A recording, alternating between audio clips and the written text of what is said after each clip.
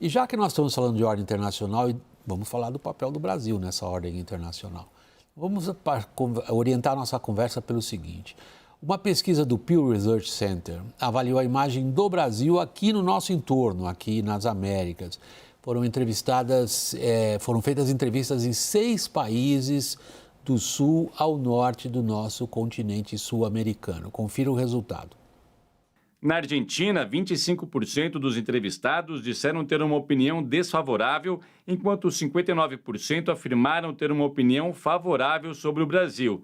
No Peru, 25% têm opinião desfavorável e 58% favorável. Na Colômbia, opinião desfavorável, 26%. 55% têm uma opinião positiva. No México, 33% têm opinião desfavorável sobre o Brasil. 48% pensam o contrário.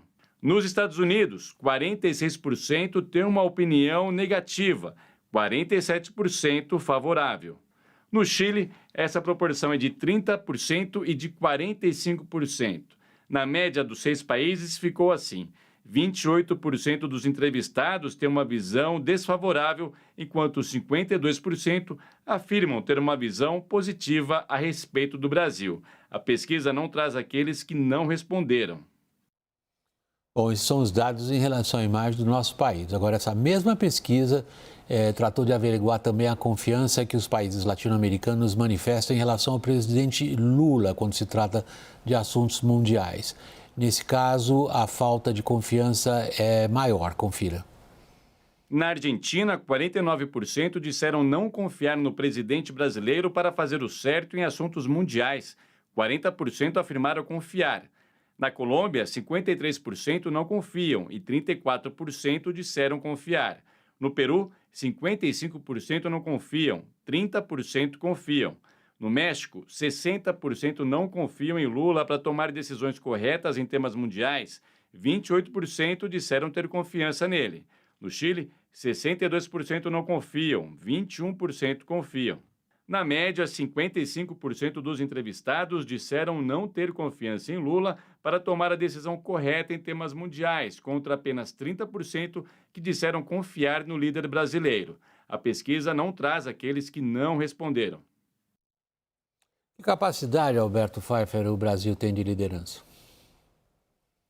Bom, o Brasil tem capacidade de ser tomado em conta positivamente. A pesquisa demonstra isso. O governo Lula como liderança, não tem a capacidade de transformar essa boa percepção, essa boa imagem, em ativo diplomático, em ativo de política externa. Claramente, há mais desconfiança em relação à capacidade de Lula liderar, de Lula conduzir processos que façam sentido para todos esses países envolvidos, do que se ele não for o líder.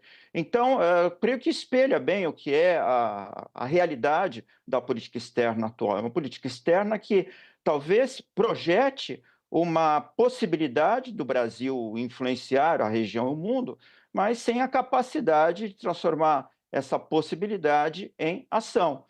O discurso de Lula na ONU foi uma grande varredura dos temas atuais, uma revisão também de temas de aspectos estruturais, mas sem um receituário concreto para o enfrentamento. Espelha bem esse tipo de percepção da opinião pública da América Latina em relação ao atual governo. Não confiam porque o governo não entrega os instrumentos eficazes, embora aceite que o Brasil é um país amigo, é um país de pessoas boas, é um país que não causa grandes temores aos seus vizinhos nem ao mundo.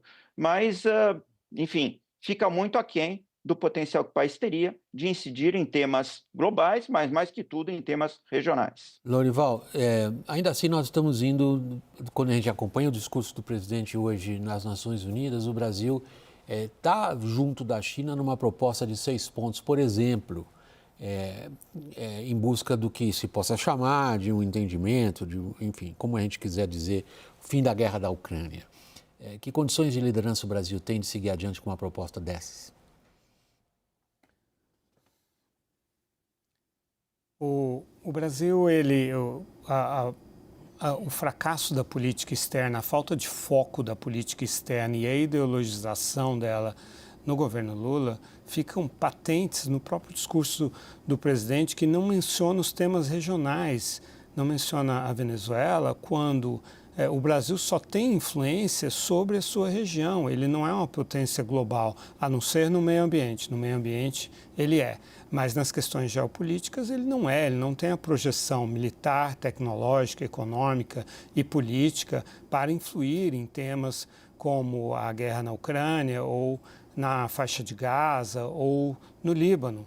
Então, o fato de o presidente não ter mencionado a Venezuela mostra o vazio em que ele se encontra, né? A falta de rumo, porque ele não consegue decidir, ele não consegue escolher entre o passado dele de apoio a essas autocracias de esquerda, e são 25 anos de história que ele tem com o bolivarianismo da Venezuela, ou a defesa da democracia dele aqui no Brasil. Então, como ele fica nesse dilema, e, aliás, ele só não apoiou essa fraude eleitoral na Venezuela porque a opinião pública teve uma visibilidade muito grande do que estava acontecendo lá, graças à competência da oposição venezuelana, que conseguiu dar um checkmate, né, com as atas, e aí ficou explícito demais e ele não conseguiu fazer o que ele tinha planejado, que era apoiar a fraude, como sempre fez, como fez das outras vezes também. E o plano da China e do Brasil é uma capitulação da Ucrânia, né? Ou seja, ao contrário do que o Ocidente vê. Para o Ocidente, se a Rússia desistir da guerra, a guerra acaba. Se a Ucrânia desistir da guerra, a Ucrânia acaba. E é isso que o presidente Lula e o Xi Jinping desejam, a vitória da Rússia. Porque você dizer, não, congela o conflito como ele está, quando a Rússia está ocupando mais de 20% da Ucrânia, é aceitar a ocupação, a colonização da Ucrânia. E todos sabem que o Putin não vai parar aí. Se ele tiver essa salvaguarda para ocupar 20%, depois ele vai tentar ocupar o resto. Daniel, o Lorival mencionou a grande ausência no discurso do presidente, que é se referir não só à Venezuela, mas aos assuntos que a gente poderia interpretar como assuntos comuns aqui na nossa área mais próxima, na América do Sul. O que se poderia dizer que motivou essa ausência no discurso do Lula? A capitulação diante do fato de que na América do Sul ninguém está muito preocupado com o que a gente pensa? Olha, claramente a estratégia do governo brasileiro, e aí não vou entrar em juízo de valor, mas a estratégia do governo brasileiro foi evitar o tema de uma forma que Milei não evitou, Boric não evitou, outros não evitaram, para não transformar esse assunto num assunto global, não globalizar a situação da Venezuela. Por quê? O Brasil não quer que esse assunto escape da esfera regional ou do próprio hemisfério ocidental, ali no máximo junto com Estados Unidos. Com uma visão de que uma situação que já é muito ruim e instável na Venezuela pode piorar com a entrada mais forte ali de Rússia, de China, de outros países que queiram, digamos, apitar de alguma forma ou interferir. Uma coisa que eu ouço muito aqui, William, é que, obviamente, a situação é ruim, mas para países como o Brasil e até para os Estados Unidos, por exemplo, um ponto ali minimamente fundamental na situação venezuelana é a estabilidade. E, por incrível que pareça, uma ruptura ali, uma guerra civil ou até uma invasão da Venezuela por uma força estrangeira, isso sim elevaria a instabilidade a níveis inimagináveis. E essa é a situação que menos interessa ao Brasil, por exemplo. A situação não é uma situação caótica para o governo da Argentina, não é uma situação caótica para o governo chileno, mas seria uma situação caótica para Brasil, para Colômbia, para países que fazem fronteira com a Venezuela. Então, é um pouco essa tentativa de não globalizar o debate que predominou na estratégia brasileira hoje. Essa é a maneira de evitar que o presidente fale de uma situação que, queira ou não, globalizou, né? William, eu penso que o Brasil não tem uma agenda muito clara para a América do Sul e isso dificulta muito o trabalho, né? Ele fica fazendo as apostas erradas em agendas nacionais que os vizinhos não concordam, né? E o resultado está aí. Acho que essa pesquisa ajuda um pouco a entender isso. O Brasil está falando de Israel, o Brasil está falando de guerra da Ucrânia e não está falando para o público e principalmente para as autoridades desses países. Lembrando que autoridades desses países são alinhadas até politicamente, né? O Gustavo Petro na Colômbia, o Boric no Chile. Aliás, o Chile é onde o Brasil é mais mal visto, né? E é um governo de esquerda, e, né? curiosamente, na Argentina... Exatamente. Apesar com Milei ou sem Milei, em relação ao Lula, a opinião dos argentinos em relação ao Lula é a melhor que tem de todos os vizinhos. Sim, então não tem para liderar tem que ter uma agenda. E não tem uma agenda clara. Tem uma agenda para fora que não tem um respaldo internacional, né? Eu digo global. E a agenda para dentro, para a América do Sul, ela é tímida, né? E acaba não conquistando e o resultado está aí na pesquisa. Milei ocupou as manchetes. A gente estava discutindo isso hoje, Milei ocupou as manchetes hoje dos principais jornais internacionais. E o que você viu nisso? Não, eu vejo que é um país assim que por muitos anos, mesmo depois de ter passado a pior fase da crise, mas do Macri para cá, o Maurício Macri conseguiu colocar de novo a Argentina no cenário internacional, né?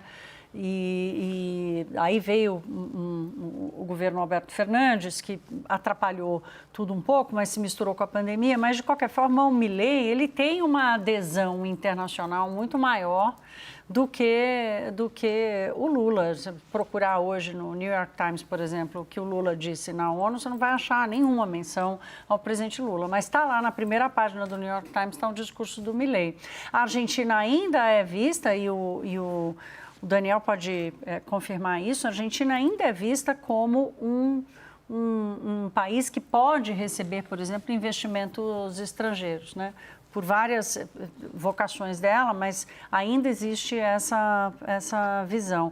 Eu acho que o Brasil, eu lamento muito isso, porque o Mercosul, que está aí na tentativa de se salvar pela milésima vez, teria uma chance se o Lula tivesse esse reconhecimento, tivesse uma política externa que fortalecesse a posição do Brasil para liderar o acordo do Mercosul com a União Europeia. Mas até isso se perdeu, mesmo que seja do interesse da União Europeia. Então, o Brasil adia, mais uma vez, qualquer tipo de benefício econômico-financeiro que ele teria em função desse posicionamento perdido na região. Eu tenho a mesma pergunta agora para terminar. Eu preciso ser deselegante com ambos, com o Alberto e com o Lorival. Eu preciso que as respostas sejam um pouco mais breves, para a gente ir para o intervalo e trocar um pouco de assunto. Milei tem condições de exercer algum tipo de liderança internacional a partir do que ele disse hoje na ONU? Alberto primeiro, Lorival na sequência. Já exerce liderança. Ele é uma liderança contestatória, um liberal libertário, quer abrir a economia argentina, quer abrir a sociedade argentina, vê todo o aspecto tecnológico, inteligência artificial pelo lado positivo, pelo lado transformador, pelo lado disruptivo que isso traz. Ele contesta o sistema, completamente contra a ONU, contra essas agendas globalizantes, e está disposto a oferecer uma grande oportunidade, que é investimento na Argentina, um país que hoje é barato, na expectativa de que ele recupere a solidez macroeconômica e esses investimentos frutifiquem no futuro próximo. Então, Milei consegue ser esse agente global de transformação e oferecer localmente o seu ativo, o seu país, como uma boa oportunidade de investimento. Lorival. No campo econômico e comercial, eu concordo com o Alberto, que foi o aspecto que ele explorou, e queria complementar que no campo ambiental o Milei está brigando com a realidade, né? Ele fez um discurso negacionista no campo climático, quando a Argentina é um país que está sendo duramente atingida pelas mudanças climáticas, né? Tem tido secas severas que estão prejudicando a produção de alimentos, que é o carro-chefe da economia argentina. Teve a dengue, que é resultado do aquecimento das cidades.